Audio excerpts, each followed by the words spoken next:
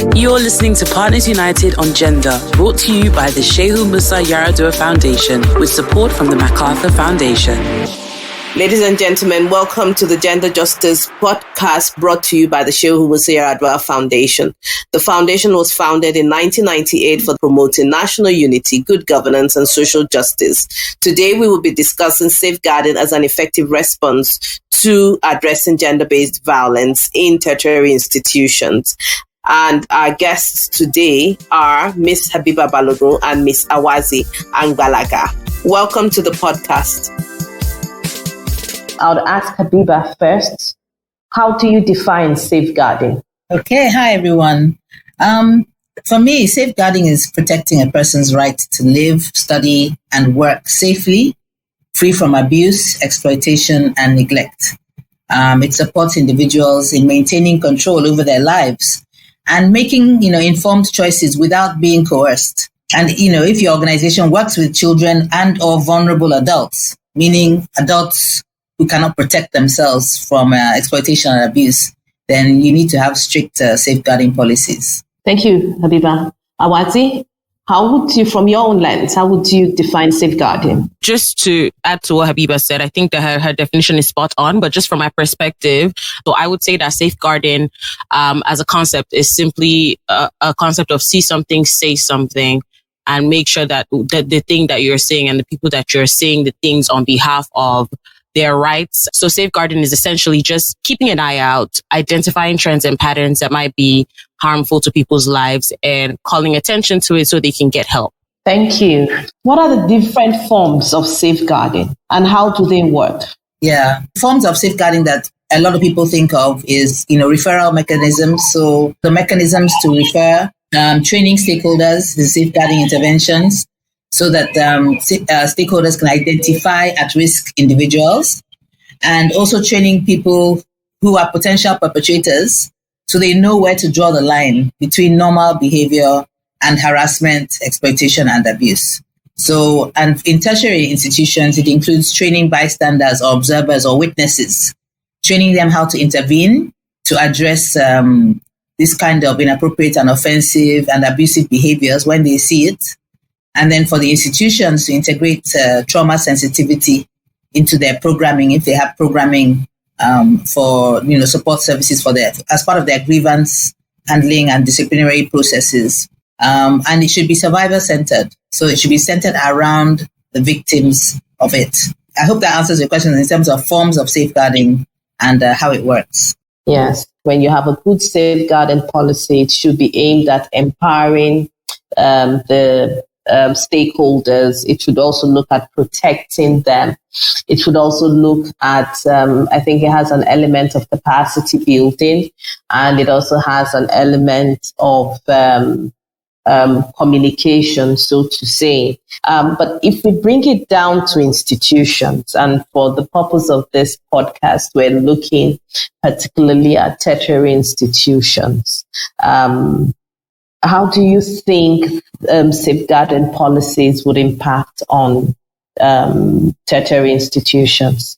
I think safeguarding policies will have an amazingly positive impact on institutions for various reasons. The first being that people who interact with that institution, and we're talking about beyond the students, right? They know that they have rights. They're empowered and educated, so they know that they have rights. They know that those rights will be upheld if they are abused, and they know that they will be supported if they report or if they have issues. And that makes them feel safe to give their best, to really flourish, which will enhance the institution's reputation. They can resist abuse if they can and report it if they cannot. All these safeguarding policies result in a respectful environment. They can build a really good reputation. Corruption in general will decrease because, all these things, there's a lot of intersections, right, between any sort of exploitation and abuse and, corruption of due processes or merit-based progression. Mental and emotional and physical trauma will reduce. You have a spirit of empathy. People become more empathetic when they deal with each other because they've been empowered, their capacity has been built. So I think it will have a tremendously positive effect on institutions if they have safeguarding policies. Thank you very much. Awazi, I'd like to know from you, who do you think should be responsible for ensuring that the tertiary institutions have these safeguarding policies in place? I would say the entire thing has to start with institutions that exist, government institutions that exist and are strong enough that take away sentiments that will not come and say, it's family matter and leave things like that. Those institutions need to exist. Then there also needs to be some sort of enforcement directly from university bodies, like from the government down to all the tertiary institutions, to say that, okay, every place should have safeguarding policies in place so that we can circle back and be like, okay, these people have brought this thing here, and then what can start to happen? Because the fastest way to have apathy is when people report things and nothing happens. The moment one person comes to say, I saw this, I think this student is in danger, or a student themselves says, I'm experiencing this and da-da-da-da, and nobody does anything because there's nowhere for it to go. That's the beginning of the death of whatsoever help safeguarding can provide for us. If I report that I'm in danger in my house today, where am I going to sleep tomorrow? Is there a shelter that is going to be provided for me? Who is responsible for taking care of that shelter? Who is responsible for making sure that it is funded and it's run according to the standards and is up to code to keep on the entire concept of safeguarding? Sometimes in tertiary institutions, you see students that go there to truly study, and before you know it, they get into religious spirals, and they're missing school because they're dedicated. They're doing this one, that one for one religious thing or the other. If nobody understands that even for things that are so sacred like religion, people still need to be safeguarded, then the entire concept is going to fall apart. So I would say it starts with the government, and then it starts with making sure that tertiary institutions have policies and systems in place, and then it goes down to all other stakeholders. Thank you, Awazi. We all have to be involved. So it's a concerted, coordinated effort. You've stressed the fact that mechanisms have to be in place within the wider society, institutional mechanisms, that the mechanisms within the schools that are being set up will be plugged into, and that protects a more robust response framework to safeguarding. So, Awazi, do you think safeguarding is something parents need? Safeguarding policies, processes, frameworks are things parents need to pay attention to when making choices of schools for their children or their wards? Absolutely. I definitely think that as a parent, it's something that you should be bearing in mind. As a parent, unless you are homeschooling your child from kindergarten all the way to a college degree, which I do not think is very possible. I mean, they would have the knowledge, but not necessarily the degree. I definitely believe that it's something that we should all take seriously. Also, I think it's also funny because many of the times it could be the parents that are the abusers, right? So nobody really wants to shoot themselves in the foot. So yes, people who are abusive might not be looking out for that, but people who are not should 1000% look out to see that if something is going wrong with your child, someone somewhere is looking out for you and your child and is able to raise a flag, and your child can get help. Thank you, Awazi. Habiba, what's your take on this? Well, quite a few things, actually. I wanted to build on what Awazi said earlier about who's responsible. Because many academic institutions, they embed the safeguarding and responsibility in their academic services department. Safeguarding also applies to children within the campus, and other stakeholders who operate within the campus, service providers, and so on. So I think it's really important that the Students' Union should also be active, not just whichever unit the university embeds that responsibility in. I think the Students' Union should make sure they are active in advocating for a policy if their institution doesn't have it, surveying members to find out what's going on, and providing alternative reporting channels to the existing ones if they're not working properly. As she said, it's everybody's business to make sure that it works. And they should also make sure that there's sustained training and psychosocial support for survivors. But to get back to what you were saying about what should parents be looking out for, I do a lot of work with an organization called Convention on Business Integrity, and they introduced a rating system for good governance in other sectors of the economy. And what they did is saw the policies and practices, and you're actually implementing, you get a certain rating. And that rating is published. And as a result of it being published, you get preferential services from banks. You are more attractive to investors and things like that. So I think we should do something similar for tertiary institutions. We should have a published rating. Which ones have safeguarding policies?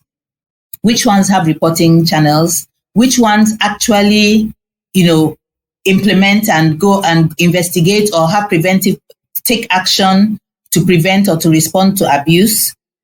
Which ones, have training and counseling and stuff like that? If you have that sort of rating, I think for sure, I agree with what Awazi said about our cultural attitude to all of this. But I think if there's a rating, people will now take it into account. Students, parents, potential fellows, potential lecturers, new lecturers, donors, all of them will take that into account. If they want to engage and affiliate themselves with an institution that is not showing that it is safe, a responsible, and a desirable place. So I think we should, I don't know who, but I know that many more organizations and are partnering with CSO, civil society organizations, and client representative bodies like student unions to provide objective monitoring and to hold them to account, because they know they can put it in place, but their people might not do it. So I think, we need a combination of all those things to really make sure it works and it happens. Thanks, Habiba. And this will be my final question to both. Do you think this effort, because I like what Habiba has said about compliance and ratings, this effort on compliance and ratings, should it be led by civil society, or should civil society be looking at, engaging maybe NUC or any other government agency to get a buy-in to initiate this process of rating?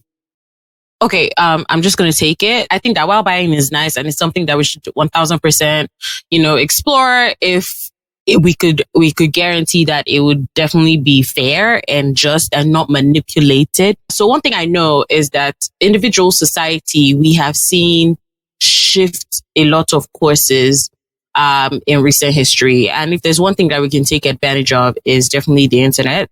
Most people are doing research there now.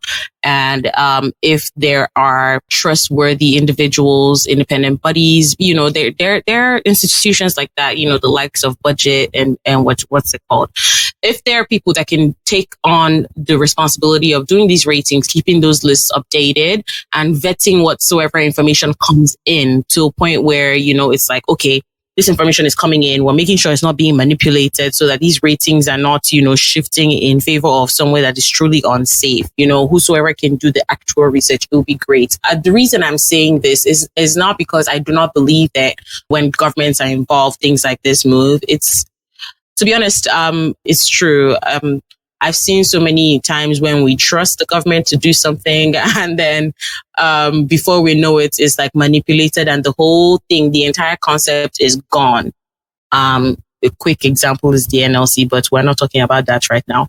I would 100% trust individual companies, like independent companies have these ratings up. I would trust them much better, especially if the people who are working on the team are people that we can say, oh, this person is not being manipulated by that because this person has paid them to push this thing or that thing, those kinds of things.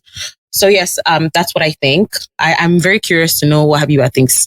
So I do agree with Awazi about the lack of trust. The population does not trust government institutions. But at the same time, we shouldn't let them get away with not carrying out their responsibilities. It's their responsibility, and we pay for them to play that role through our tax money and through our national assets, our national resources. So whoever the institution should be, we might need to think about it. It might be NUC, it might be ASTU, I don't know who it is, but some government bodies should have that responsibility for surveying all the tertiary institutions and doing a rating. about where they stand. So, but I think we should do like check and balance. So I definitely think that a civil society organization, and there are many that work with tertiary institutions, and I also think the student union should do their own in parallel. And the reason I'm saying this is because our culture is very soft on offenders and perpetrators because of the collateral damage, to their families, loss of income, reputation. It's going to take quite a lot of time for attitudes to harden sufficiently against sexual harassment, exploitation, abuse, and other things. Before we will now have strict compliance with disciplinary measures before they become standard. So we need people, and when I say people, I mean people in government. Those people who are there, we need them to instead consider the direct damage on the life, future, and family of the survivor and the victims, not the perpetrator, which is where their focus is now. The lecturer is guilty, yes, but his poor family are going to suffer. His wife, his children are going to suffer. So, what can we do? Yes. We need to protect the survivor, who reports from media exposure, stigma, retaliation, and all of those. Protect the survivor first. And I think we need a parallel rating to be in place. So they know that they have to be honest. They have that, just like Tracker, right? If we, NUC, publishes this report that so-and-so tertiary institutions, they have safeguarding policies, they have reporting channels, they receive so-and-so many reports, 70% of the reports were dealt with without any issue, 5% followed disciplinary, and so on and so forth. And then the student union for that institution comes out and says, we found out that only 10% of the reports are addressed and that no disciplinary action was taken. We will see a gradual shift when they realize they cannot get away with it. So I think government should be held accountable, yes, but civil society, including the student bodies, should also be involved in tracking, monitoring, surveying, reporting, publicizing, especially through social media. For other institutions, that are not that are more grassroots, maybe social media is not the right channel. But for tertiary institutions, I think it is. Thank you, ladies. Today's discussion has been very interesting. To join the conversation about gender and accountability in Nigeria, visit www.partnersunited.org. To report any issues you have concerning gender-based violence in Nigeria, please visit www.genderjustice.org.ng. And for partnership and other inquiries, kindly contact us at info@partnersunited.org.